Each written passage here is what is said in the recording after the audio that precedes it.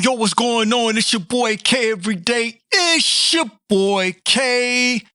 Thanks for taking time to tune in to the Unaffiliated Creators Podcast. I'm your host.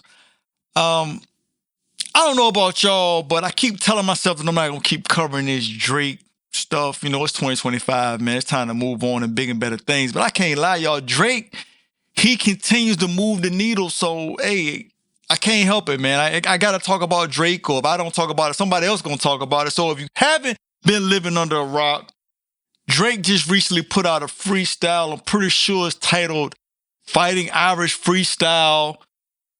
Everybody assumed that that's taking a shot at LeBron James, because LeBron James' high school basketball team, they were called the Fighting Irish.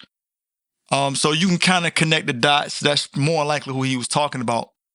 But in the song, and I'm going to play the song for y'all today because I can't assume or just just automatically assume that all y'all have heard the song. And just to let y'all know, his record label, pulled the song down because, he's he's basically trying to sue his record label. So the record label pulled the song down. But of course, the internet is going to keep internet. So people still have put the song out there. So once it's out there, it's out there. So I was able to find it from somebody. So I'm going to play it for y'all today, just in case y'all haven't heard it. But there's a line in the song where he talks about, trading watches or swapping watches with somebody. And I guess there's enough people out there that know the story and what he's talking about. So he was basically describing a situation where him and LeBron both had these expensive watches, and Drake gave his watch to LeBron, and LeBron gave his watch to Drake. So they swapped watches. And then there's some other stuff he talks about. So I'm going to play the song for y'all. And then at some point, I'm going to stop it so I can kind of break down, or at least I'm going to try to, dissect what he's talking about. But again, in the song, he's doing the thing that I don't like. And this is what I liked about when Kendrick came out with his disc. Kendrick was very direct. You didn't have to guess what he was talking about. But in this freestyle, Drake trying to be witty. And he sounded real emotional. He sounded in his feelings, if you ask me. But when you listen to the song, there's a couple of different people that you can kind of deduce that he's talking about. So you don't really know exactly who he's talking about. But I'm going to try to break it down for y'all the best way I can. Let me see if I can find it real quick. All right, so here is Drake's Fighting Irish freestyle. Let's go.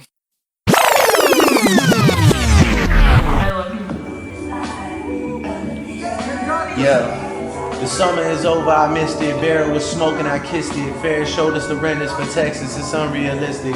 Cut him the check, cause I hate reviewing the budgets and limits. Just pay the man. The world fell in love with the gimmicks, even my brothers got tickets. Seemed like they loved every minute. Just know the shit is personal to us, and it wasn't just business. Analyzing behavioral patterns is somewhat suspicious. Again, was never happy for me when I run up the digits, or when I'm breaking world records still as I guzzle a Guinness, or when I get my fifth made back cause the color is different. All right, so I'm gonna stop it real quick because my memory ain't that good. I'm not gonna be able to memorize everything he just said so far. So I'm gonna try to break down what he said so far. So when he starts talking about, my brothers fell for the gimmicks and, they bought tickets to the show, they're talking about the pop-out show that Kendrick did out in LA.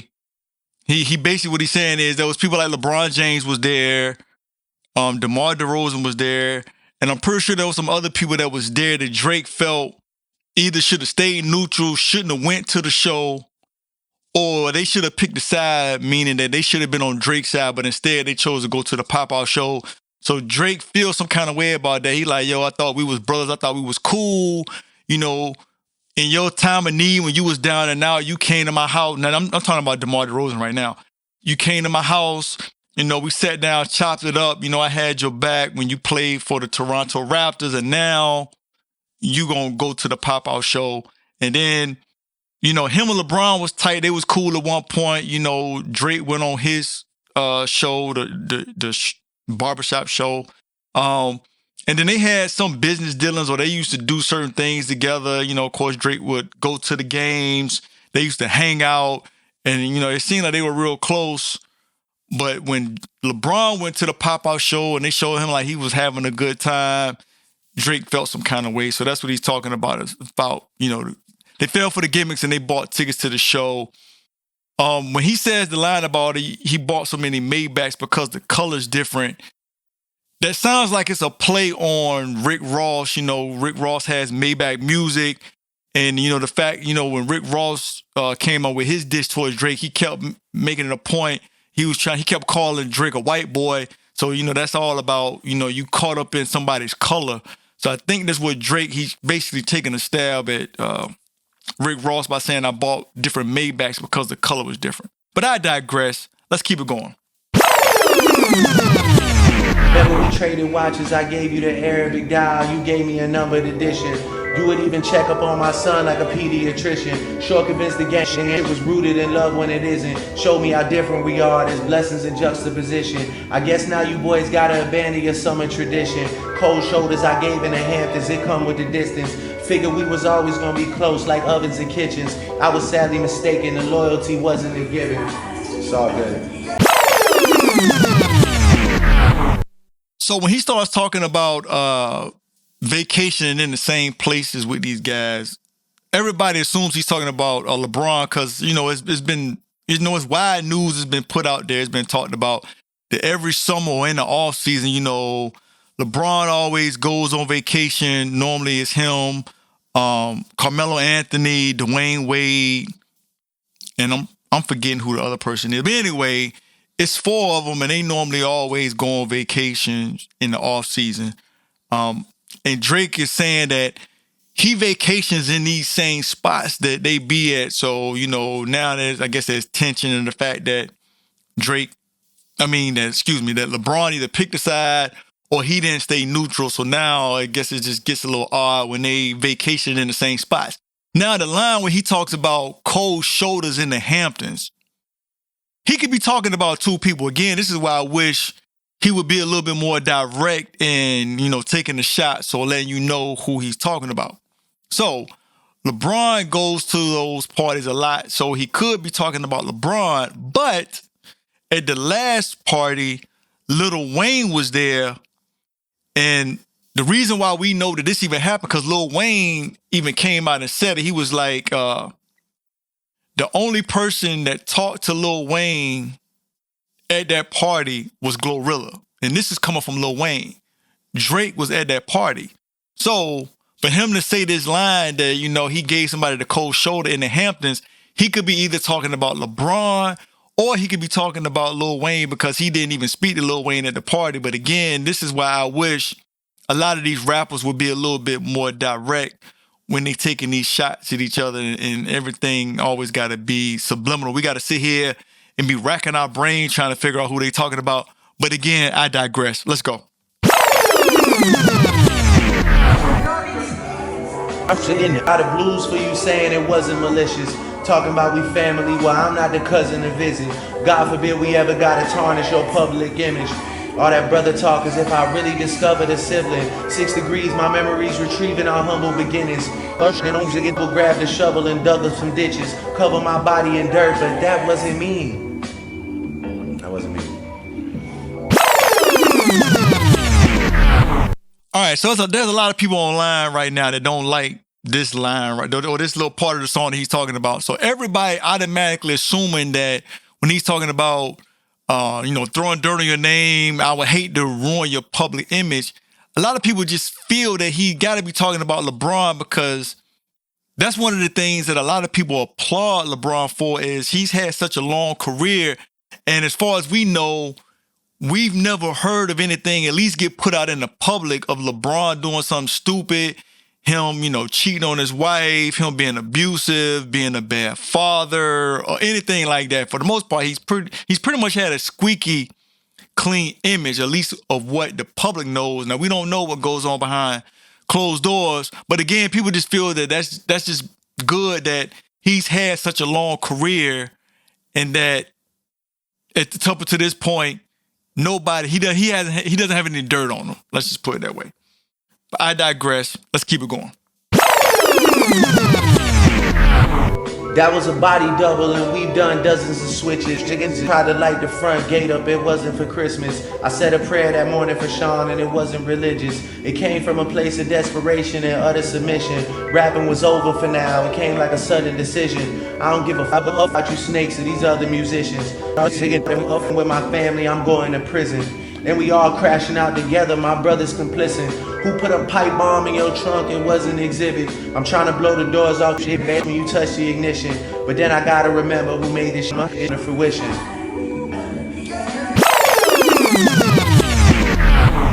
All right, so this is the part of the song where it kind of takes a turn and, his whole tone switches. So what he's talking about right here is when, at the height of the Drake Kendrick beef, somebody actually shot up, they shot through the gate of one of Drake's houses, and one of his security guards that was standing outside actually got shot. So that's what Drake is talking about right here, and that's when he's saying that, now it's a little bit more than just, this beef and us rapping back and forth. Now it's got serious, and now he's saying, now you mess with my family, and now I got to take matters in my own hands, and I might have to put the gloves on to do something that I really won't want to do. But then later on he said, I can't do that because of who I am, so I'm basically gonna have to let it ride. All right, here we go. It's me. Who's got the most to lose and who's in that other position? Signal conversations where I hope they got double encryption. I hate to see the empire crumble on judges' convictions. Everyone gets have it out the hat and y'all love a magician. It's funny to see you all rejoicing and hugging and kissing. What are we celebrating? I'll rent out the club at Edition. Nothing was the same with all you and nothing's forgiven. But next time, bury me in gold. My blood is Egyptian. The Dennis James come out when the vodka is flooding my system. I don't have a drinking problem. I got a subtle addiction. I got my father's habits and I got my mother's permission. My dad has another child. I told him that wasn't my sister. Grew up with dozens of Jews, churches with dozens of Christians. Also developed a deep respect for the Muslim religion. I'm staring at my daddy while y'all tell me I wasn't in that. That's here. All right, so he's talking about a couple of different things here. So first, he takes a shot at his record label, and that's when he's talking about a part about, he hate to see, things crumble and based on a judge's decision. He's talking about, the current lawsuit that he has with his record label. And then he starts addressing some of the things that Kendrick was talking about in the song Meet the Grams, which kind of lets you know that the things that Kendrick said about him in this whole battle, this beef, whatever you want to call it, is still bothering him. Like at some point, you either just gotta let it go, you gotta ignore the noise, you gotta just enjoy your money and go live your life. Like I just don't understand. Maybe I won't ever understand because I'll never be at this level. But to me, just knowing how I am, if I was, at the level of Drake, if I had that kind of money, that kind of access, fame, popularity, and all that stuff, I would not still be thinking about what another rapper said about me in a diss song. Yo, take the L, because it makes it look worse. It makes it look like, because we all know, or at least it's the public opinion is that Kendrick won the rap battle. But now it makes it look like you even know that he won because you still talking about stuff that he said months ago. Like, yo, man, just let it go. But, man, I guess he cut him so deep, man. He just ain't gonna never recover from these wounds. Excuse me, he ain't gonna never recover from these injuries. He done took a fatal blow, and he just gonna keep reminding us over and over again that he's still hurt behind what was said in those songs. But again, this was Drake's freestyle called Fighting Irish. Y'all let me know what y'all think. Oh, and I did want to talk about this too. You can tell by just listening to the song that the audio quality doesn't sound good. That was one of the first things that turned me off to the song. I didn't even want to listen to the whole thing at first, but until I kept seeing other people talking about it. And I was like, well, let me go see what they're talking about. You can tell that the recording quality is real low and it doesn't sound, finished, mastered, polished, whatever you want to say. So there's this thing where people, they're saying that the reason why it sounds like that is because the fact that he's currently going through, suing his label, that he couldn't officially put the song out. So it had to, either be leaked or it had to look like it was like an unfinished song. It wasn't a song that he was trying to really put out. It was just him recording something. It didn't get finished, and then it got leaked by somebody. But like I said, the record labels went in and pulled it down. But once you put something out there for public consumption, somebody somewhere gonna keep putting it up. So the song is on YouTube. You can go up there and you can find it yourself. Again, y'all let me know what y'all think. Y'all beat it up in the comments. Y'all let me know, do y'all even like this freestyle? Is Drake still hurt? Is he still in his feelings? Or is this just all some ploy? Like, they both could be in on it. I mean, like I said, everybody making money from this beef, or anybody that's a content creator, y'all smart enough, y'all can figure it out. Drake is still probably one of the most popular, music artists right now. Anytime you do content, centered around Drake, you gonna do numbers. So the fact that he just put out this freestyle, even though I'm late to the party because the song been out for a while now, I can't, I ain't one of them guys that's gonna just do a reaction video like within a couple of hours of the song being out. I got a life, I'm married, I got kids, I got things to do. But I didn't want to let it go too long without talking about it. So this is me just giving my open, honest opinion on the freestyle. I played it for y'all. Y'all let me know what y'all think. Y'all be good and stay safe.